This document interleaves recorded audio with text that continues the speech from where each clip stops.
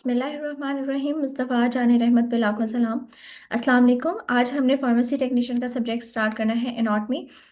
पहले चैप्टर में हम डिस्कस करेंगे कि एनाटॉमी क्या होती है, इसकी डिफरेंट ब्रांचेस के बारे में स्टडी करेंगे। तो सबसे पहले बात करते हैं एनाटॉमी।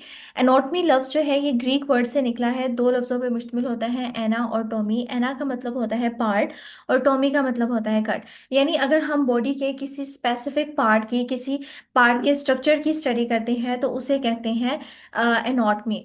इसमें हम बॉडी के डिफरेंट ऑर्गन्स के स्ट्रक्चर की स्टडी करते हैं, बॉडी के डिफरेंट पार्ट्स के स्ट्रक्चर की स्टडी करते हैं। तो एनाटॉमी बेसिकली बॉडी के किसी पार्ट के, किसी ऑर्गन के स्ट्रक्चर की स्टडी को कहा जाता है। जैसे फॉर एग्जांपल अगर हम बात करें कि अपने हार्ट की, तो हार्ट का जो स्ट्रक्चर होगा कि इसमें दो चैम्बर्स होते, चार चैम्बर्स होते हैं, दो अपर चैम्बर्स, दो लोअर चैम्बर्स और बॉल्स वगैरह होते हैं। तो ये क्या होगी, हमारे हार्ट की एनाटॉमी होगी। ठीक है। तो किसी पार्ट के, किसी ऑर्गन के स्ट्रक्चर की स्टडी को कहा जाता है एनाटॉमी। नेक्स्ट, एनाटॉमी की ब्रांचेस की बात करें तो सबसे पहली ब्रांच आती है मैक्रोस्कोपिक एनाटॉमी। मैक्रोस्कोपिक एनाटॉमी को हम ग्रॉस एनाटॉमी भी कहते हैं। अब मैक्रोस्कोपिक में लफ्ज मैक्रो का मतलब होता है लार्ज, यानी ऐसी एनाटॉमी की ब्रांच जिसमें हम लार्ज स्ट्रक्चर्स की, उन बॉडी के स्ट्रक्चर्स की स्टडी करते हैं जिन्हें हम आम आंख से देख सकते हैं। इन्हें देखने के लिए हमें माइक्रोस्कोप की जरूरत नहीं पड़ती, बल्कि हम आम आंख से इसकी स्टडी कर सकते हैं। अब जो मैक्रोस्कोपिक एनाटॉमी है ये आगे मजीद दो ब्रांचेस में डिवाइड होती है। एक होती है रीजनल एनाटॉमी और दूसरी होती है सिस्टेमिक एनाटॉमी। रीजनल एनाटॉमी की बात करें तो रीजनल लफ्ज निकला है रीजन से, और रीजन का मतलब होता है कोई स्पेसिफिक एरिया या इलाका। यानी अगर हम बॉडी के किसी स्पेसिफिक एरिया को लेके उसके अंदर जो स्ट्रक्चर्स मौजूद हैं, उसके अंदर जो स्पेसिफिक पार्ट्स मौजूद हैं, उनकी स्टडी करें तो वो रीजनल एनाटॉमी आती है। फॉर एग्जाम्पल कि मैं बात करूं कि मैं अपने स्कल की, या कह लो कि हेड रीजन, मैंने एक एरिया कंसिडर कर लिया हेड रीजन, कि हेड रीजन की स्टडी करनी है। तो हेड रीजन में क्या क्या है कि हेड रीजन में मेरा स्कल भी मौजूद है, ब्रेन आ गया, मसल्स, ब्लड वेसल्स, कान। तो इन तमाम स्ट्रक्चर्स की स्टडी उस स्पेसिफिक रीजन के अंदर, हेड रीजन के अंदर जो जो से स्ट्रक्चर्स मौजूद हैं, उनके स्ट्रक्चर्स की स्टडी कहलाती है रीजनल एनाटॉमी। यहाँ अगर मैं बात करूँ अपने ट्रंक रीजन की स्टडी, तो ट्रंक रीजन में मेरे रिब्स आ जाती हैं, स्टर्नम आ जाती है, हमारा आ जाते हैं लंग्स, हमारा हार्ट वगैरह। ये सारे स्ट्रक्चर ट्रंक रीजन में आ रहे हैं, वर्टिब्रल कॉलम कह लें। तो मैंने एक स्पेसिफिक रीजन कंसीडर कर लिया, तो स्पेसिफिक रीजन की स्टडी क्या कहलाती है, रीजनल एनाटॉमी। नेक्स्ट आता है सिस्टेमिक एनाटॉमी। सिस्टेमिक लफ्ज निकला है सिस्टम से, यानी इसमें हम एक सिस्टम के स्ट्रक्चर की स्टडी करते हैं। अब सिस्टम किसे कहते हैं, जब हमारे डिफरेंट ऑर्गन्स जो सेम फंक्शन परफॉर्म करते हैं वो आपस में मिलके एक सिस्टम बनाते हैं। ठीक है। Different organs same function perform करते हैं, वो आपस में मिलकर एक सिस्टम बनाते हैं। तो उस सिस्टम की स्टडी, उस सिस्टम के स्ट्रक्चर की स्टडी कहलाती है सिस्टेमिक एनाटॉमी। जैसे बात करें डाइजेस्टिव सिस्टम में, तो डाइजेस्टिव सिस्टम में वो तमाम ऑर्गन्स इन्वॉल्व होंगे जो हमारे डाइजेशन में हेल्प करते हैं। इसमें हमारा माउथ आ जाता है, हमारी खुराक की नाली आ जाती है, stomach, small intestine, large intestine. ये तमाम ऑर्गन्स मिलके हमारा डाइजेस्टिव सिस्टम बना रहे हैं। तो इन तमाम ऑर्गन्स के स्ट्रक्चर की स्टडी क्या कहलाती है, सिस्टेमिक एनाटॉमी, क्योंकि इसमें हम एक स्पेसिफिक सिस्टम को स्टडी कर रहे हैं। इसी तरीके से बात करें अगर हम नर्वस सिस्टम की, तो नर्वस सिस्टम में हमारा दो तरह का नर्वस सिस्टम आगे आता है, central nervous system and peripheral nervous system. Central nervous system में मजीद आगे हमारा ब्रेन और स्पाइनल कोड आता है, और हमारा नर्वस सिस्टम न्यूरॉन्स पे, नर्व सेल्स पे मुश्तमिल होता है।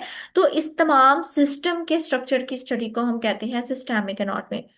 यहाँ अगर बात करें हमारे रेस्पिरेटरी सिस्टम की, तो हमारे रेस्पिरेटरी सिस्टम में हमारी नेजल कैविटी आती है, हमारी trachea, then bronchi, bronchioles, alveoli, lungs. ये तमाम ऑर्गन्स जो है वो हमारे रेस्पिरेटरी सिस्टम का हिस्सा है। तो रेस्पिरेटरी सिस्टम की स्टडी रेस्पिरेटरी सिस्टम की एनाटॉमी कहलाएगी, उसकी सिस्टेमिक एनाटॉमी कहलाएगी।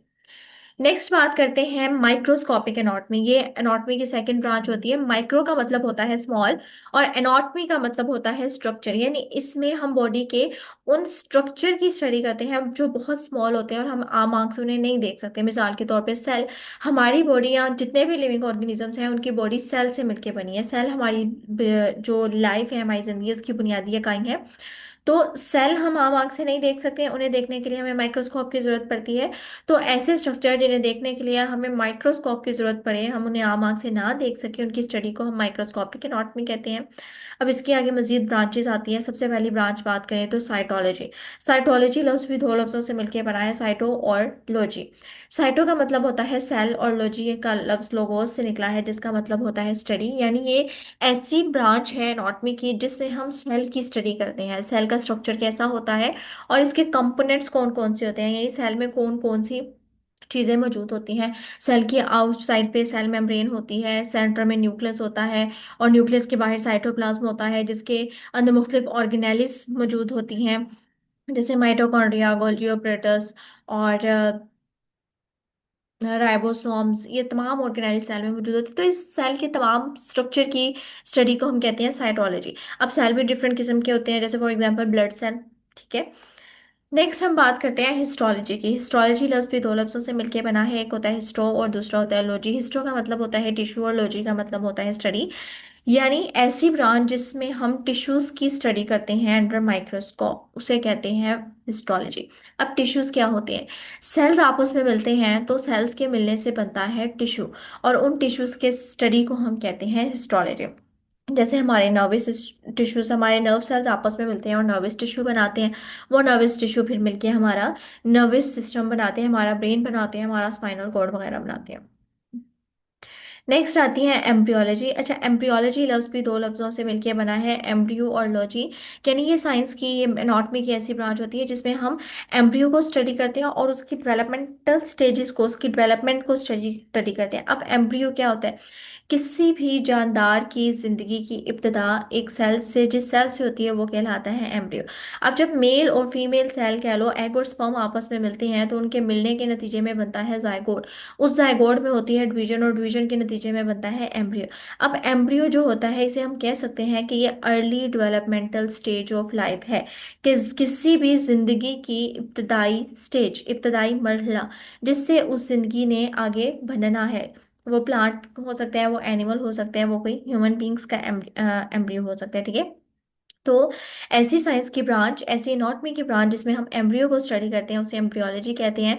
जैसे फॉर एग्जांपल बीज से प्लांट का बनना, और जो एग से चिक का बनना, ये हमारी एम्ब्रियोलॉजी में हम स्टडी करते हैं।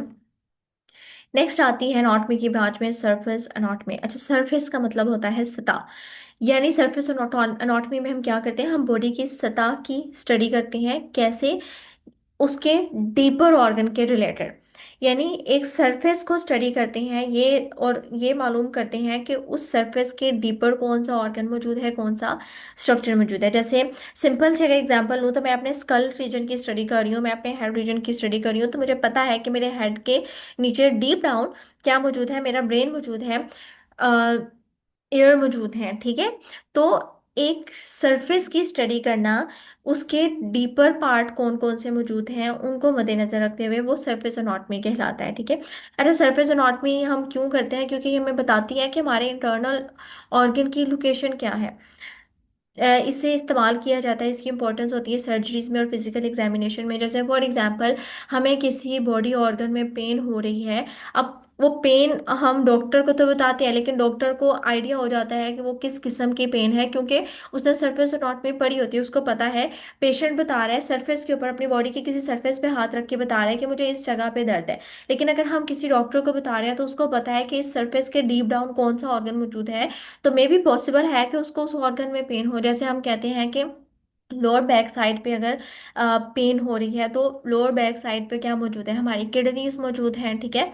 तो किडनीज, डॉक्टर को पता है कि उस लोअर बैक साइड के डीप डाउन कौन सा ऑर्गन मौजूद है? हमारी किडनी मौजूद है। या अगर हम कह लें कि हमारे एब्डोमेन जो है, हमारा पेट है, उसके राइट साइड पे, नीचे की साइड पे पेन है, हम कह देते हैं कि भाई राइट साइड पे पेन है नीचे की तरफ। तो अगर हम सरफेस एनाटॉमी पता होगी तो सरफेस एनाटॉमी को मालूम करते हुए हमें पता होगा कि उसके डीप डाउन क्या मौजूद है, अपेंडिक्स मौजूद है, तो मे भी पॉसिबल है कि वो अपेंडिक्स की पेन हो। तो सरफेस एनाटॉमी में हम क्या करते हैं? सरफेस को स्टडी करते हैं डीपर ऑर्गन को देखने के लिए, उनकी लोकेशन को डिटरमाइन करने के लिए। ठीक है।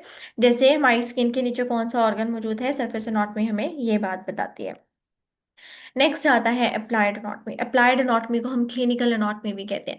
अब हमने जितना भी अनाटमी का नॉलेज हासिल किया, उसकी प्रैक्टिकल एप्लीकेशन किसी बीमारी को डायग्नोस करने में या उसकी ट्रीटमेंट में जो हम अपने एनाटॉमी के इल्म को इस्तेमाल कर रहे हैं, किसी बॉडी के स्ट्रक्चर में कोई चेंजेस आ गई हैं, कोई ऑल्ट्रेशन आ गई हैं, तो उसको मतलब उसमें कोई बीमारी वगैरह आ गई है, तो उसको डायग्नोस करने के लिए जो हम एनाटॉमी के नॉलेज को इस्तेमाल करते हैं उसे कहते हैं अप्लाइड एनाटॉमी। नेक्स्ट आती है रेडियोलॉजिकल एनाटॉमी। रेडियोलॉजिकल एनाटॉमी में हम एक्सरे, एमआरआई वगैरह, सीटी स्कैन वगैरह का इस्तेमाल करते हैं अपने किसी स्ट्रक्चर को, बॉडी के स्ट्रक्चर वगैरह को स्टडी करने के लिए, ठीक है। क्रॉस सेक्शनल एनाटॉमी में हम बॉडी का कोई स्ट्रक्चर लेके उसे क्रॉस सेक्शन, दो पार्ट में कह लें कि कट करके उसके जो क्रॉस सेक्शंस हैं, उसके कटे हुए पार्ट हैं, उनके इंटरनल स्ट्रक्चर्स की जो स्टडी करते हैं वो आ जाती है हमारी क्रॉस एनाटॉमी में। तो ये था आज का लेक्चर। उम्मीद है आपको समझ आई होगी। अगर आपको कोई बात समझ नहीं आती तो आप कमेंट बॉक्स में पूछ सकते हैं। शुक्रिया, अल्लाह हाफिज़।